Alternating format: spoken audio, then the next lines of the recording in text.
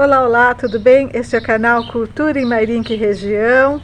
A toda a gente seja muito bem-vinda. Venho relatar sobre uma autora de quem eu gosto muito. Quando meu pai faleceu, no luto, um dos livros que mais me ajudaram, me deram suporte, foi um dos livros dela, da Ana Cláudia Quintana Arantes. O livro A Morte é um Dia que Vale a Pena Viver. Agora, faz um mês ou dois, eu encontrei no sebo Histórias Lindas de Morrer. É este livro aqui, tenho gostado muito.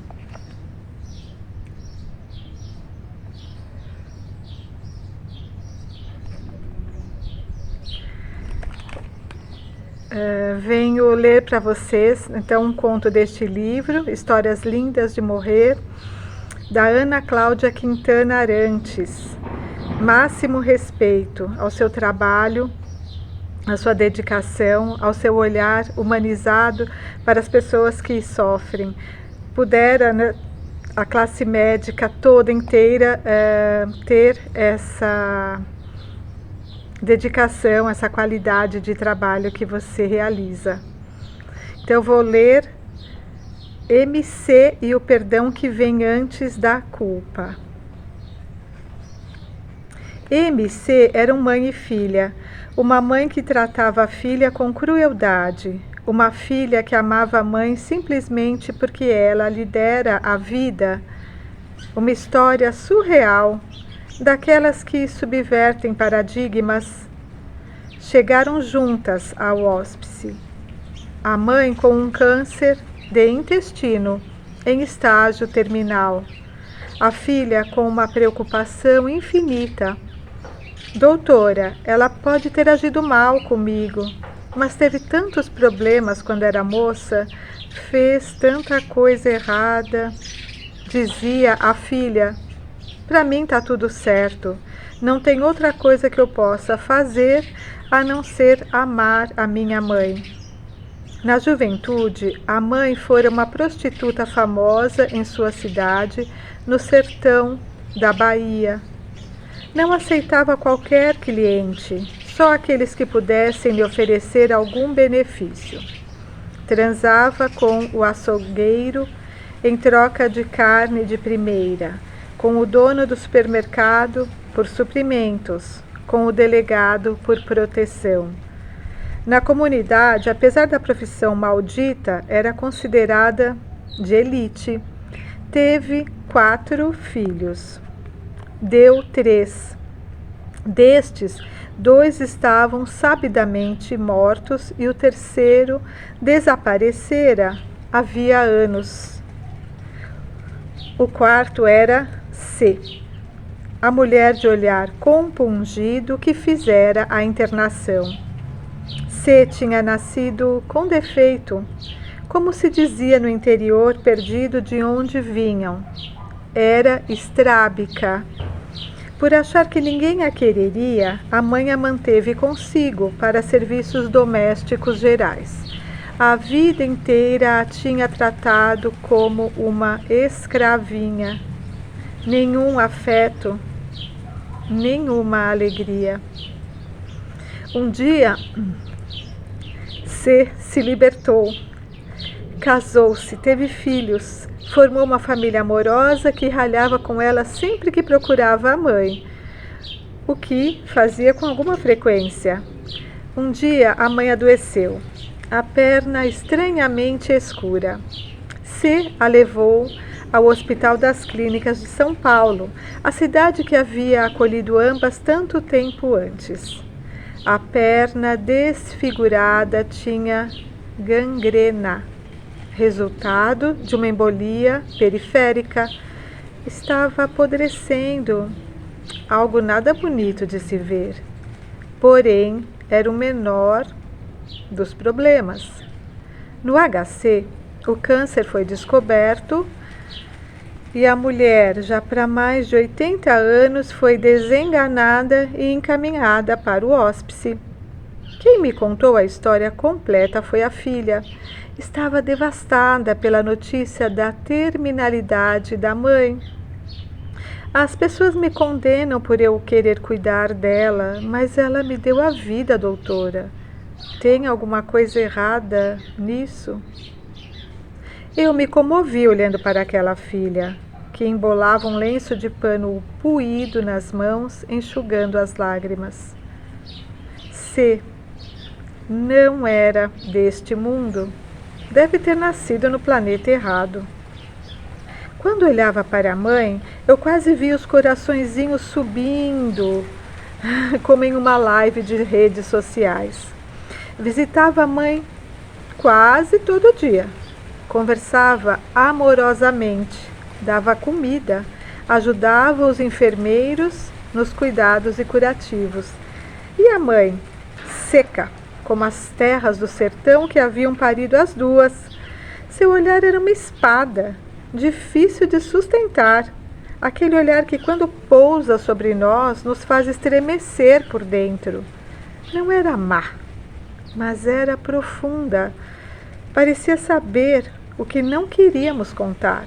A primeira vez que não desviei os olhos primeiro, ela me cumprimentou.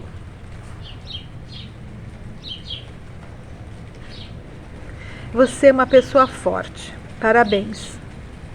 CK. Sem exclamação ao final da frase. Por dentro,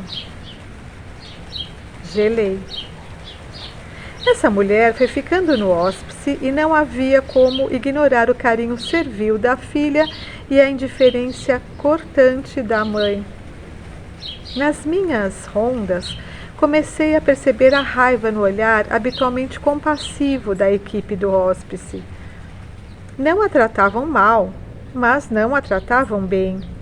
Eu já tinha visto esse fenômeno antes, com pacientes que chegavam até nós com histórico de violência familiar.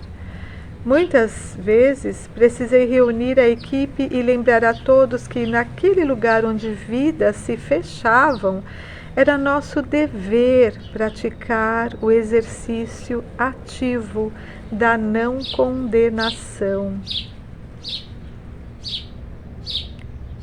Por mais difícil que fosse, afinal, todos julgamos o tempo todo.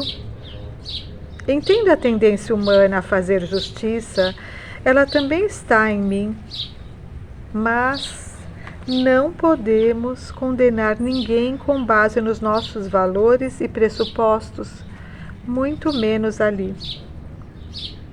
O cara bateu na mulher dele, não agrediu nenhum de nós. Não temos nenhum direito de fazer qualquer vingança ou punição. Eu aconselhava quando isso acontecia. Se a mulher perdoou ou não, isso não tem a ver com o que estamos fazendo aqui.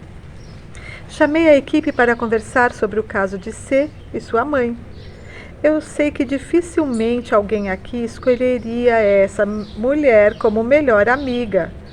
Comecei, mas estamos aqui para cuidar dela. Não fizemos parte da vida dela. Ela não deu à luz a nenhum de nós, não nos escravizou. E a única pessoa que poderia condená-la legitimamente não condena. No entanto, a revelia de todos os prognósticos espirituais era uma delícia entrar naquele quarto. Na fase final, é comum as pessoas terem alucinações com seus mortos ou com gente da família. Aquela mulher via os filhos que entregara para adoção e conversava com eles como se tivessem se reencontrado em vida. Hoje falei com o João, me dizia ela, com a maior naturalidade. Mas ontem quem esteve aqui foi o José. Os dois estão bravos comigo porque eu dei eles quando nasceram, mas me perdoaram. A fala, porém, tinha leveza e tranquilidade, o que tornava aquela experiência ainda mais extraordinária. No senso comum, pessoas más têm uma morte tenebrosa, nada a ver com a paz daquela mulher. Eu, em particular, tinha por ela um sentimento de gratidão. Foi a primeira paciente em quem dei banho. Essa é uma experiência que, em geral, cabe à enfermagem. Médicos não aprendem a dar banho. Nunca. Mas eu queria aprender. Acredito que faz toda a diferença na qualidade do respeito ao tocar um corpo adoecido.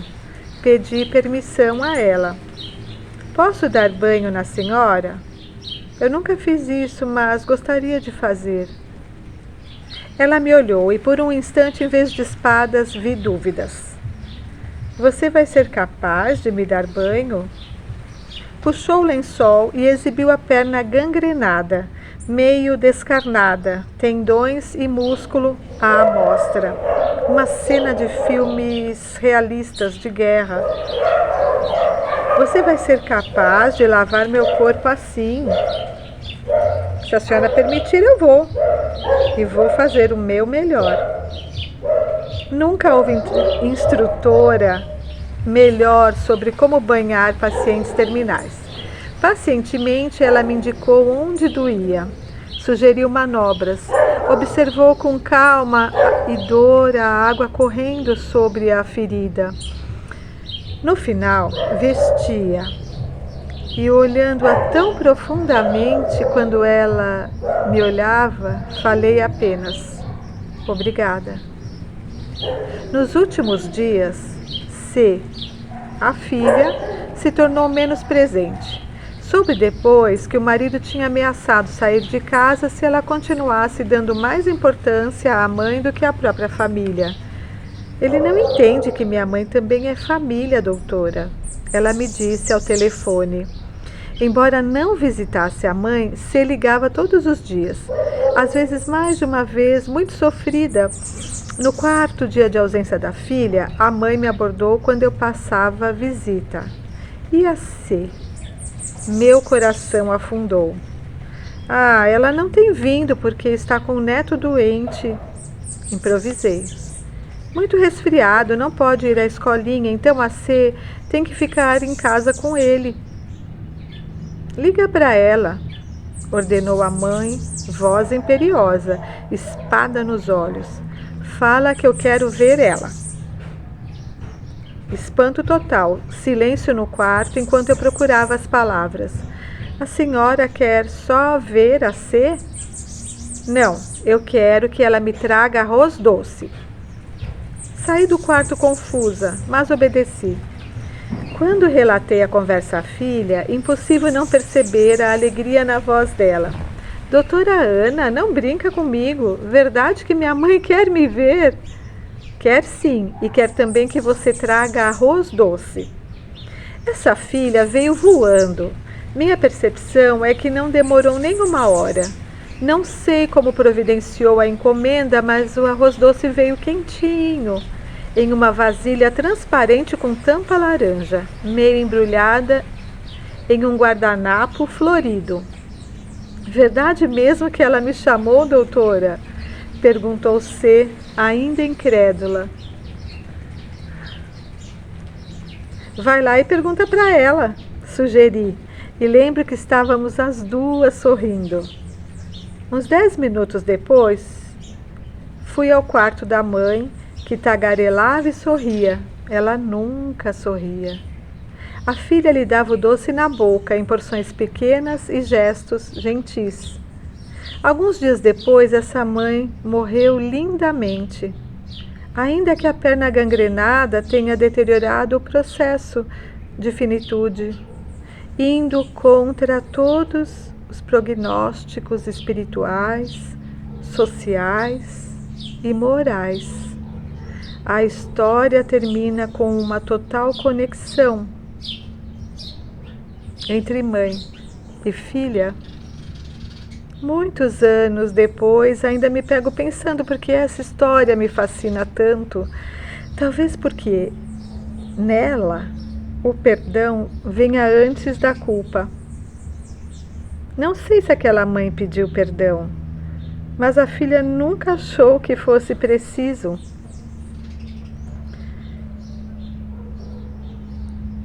Muitos de nós somos capazes de perdoar quando nos pedem perdão, mas transformamos o arrependimento em exigência. Só quem pede perdão é perdoado.